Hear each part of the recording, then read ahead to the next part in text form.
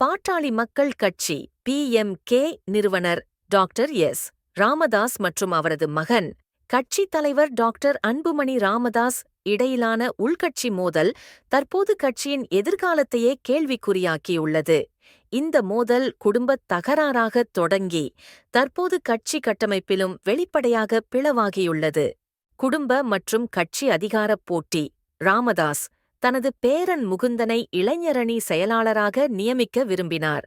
ஆனால் அன்புமணி இதற்கு எதிர்ப்பு தெரிவித்தார். இது இருவருக்கிடையிலான உறவை மேலும் பாதித்தது. அணிகள் தொடர்பான முரண்பாடு. ராமதாஸ் 2024 பொதுத் தேர்தலுக்காக அதிமுகவுடன் கூட்டணி அமைக்க விரும்பினார்.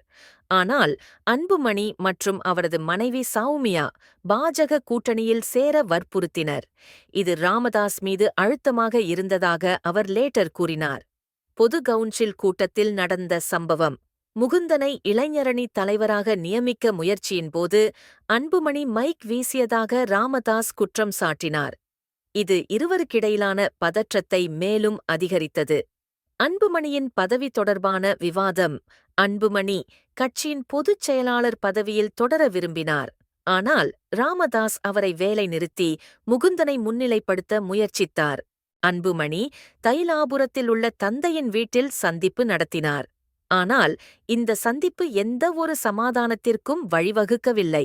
ராமதாஸ் அன்புமணியை கட்சித் தலைவர் பதவியிலிருந்து விலக வேண்டும் என்று வலியுறுத்தியுள்ளார். மேலும் முகுந்தனை இளைஞரணி தலைவராக நியமிக்க வேண்டும் என்றும் கூறியுள்ளார். கட்சி உறுப்பினர்கள் மற்றும் தொண்டர்கள் இந்த மோதலால் குழப்பத்தில் உள்ளனர். பலர் அன்புமணியின் தலைமையை ஆதரிக்கின்றனர். ஆனால் ராமதாஸின் நிலைப்பாட்டால் கட்சியில் பிளவு ஏற்படும் அபாயம் உள்ளது. சமாதான முயற்சிகள்.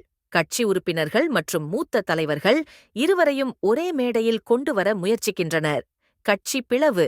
இருவரும் தங்களின் நிலைப்பாட்டில் உறுதியாக இருந்தால் கட்சி பிளவாகும் அபாயம் உள்ளது. அணிகள் மாற்றம். இந்த மோதல் பாஜக மற்றும் அதிமுகவுடன் உள்ள கூட்டணிகளிலும் பாதிப்பை ஏற்படுத்தலாம்.